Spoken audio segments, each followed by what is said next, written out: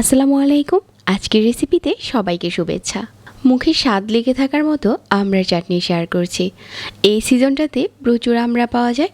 চাইলে আপনিও ঝটপট এই চাটনিটা বানিয়ে 1 বছরের মতো সংরক্ষণ করতে পারেন। আজকের চাটনিটা আমি অনেক সহজভাবেই বানিয়ে দেখিয়েছি। আজকে আমরা চাটনি বানানোর জন্য 1 কেজি আমড়া নিয়েছি।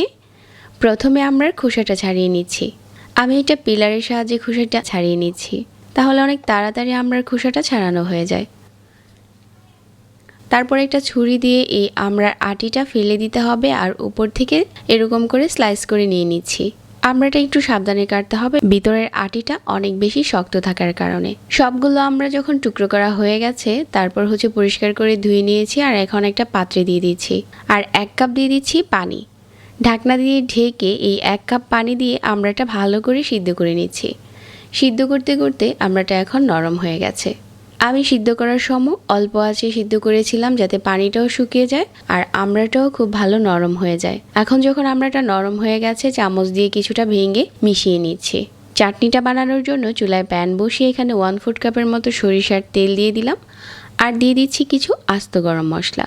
সরিষার তেলের সাথে গরম মশলাটা কিছুটা ভাজা হতে হতে এখানে দিয়ে দিচ্ছি 1/2 চা চামচ আদা বাটা আর 1/2 চা চামচ রসুন বাটা। সরিষার তেলের সাথে আদা রসুনটা কিছুক্ষণ ভেজে নিচ্ছি, যাতে কাঁচা গন্ধটা চলে যায়।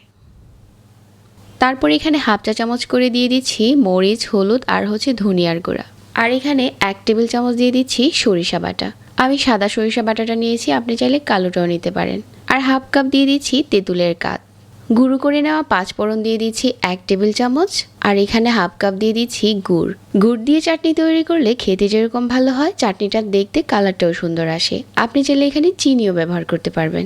আমি 1/2 কাপ নিয়েছি। এখন সবগুলো উপকরণ একসাথে মিশিয়ে একটু জাল করে নিচ্ছি।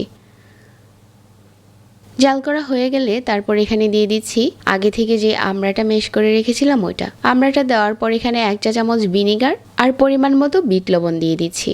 বিট লবণটা দেওয়ার পর আর সবগুলো মশলার সাথে এখন সিদ্ধ করা আমড়াটা মিশিয়ে নেড়ে চেড়ে দিচ্ছি খুব ভালো করে। আর এই পর্যায়ে কোনো পানি দিতে হবে না, শুধু অনবরত জাল করে যেতে হবে।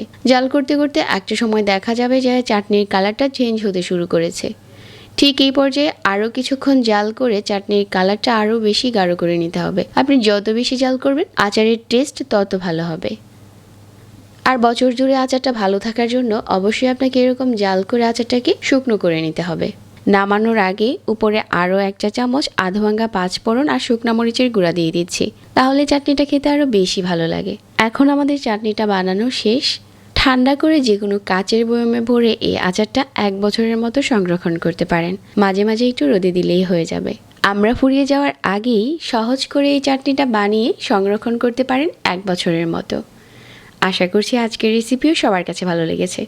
সবাইকে আবারও ধন্যবাদ জানিয়ে আজকে এখানেই বিদায় নিচ্ছি। আল্লাহ হাফেজ।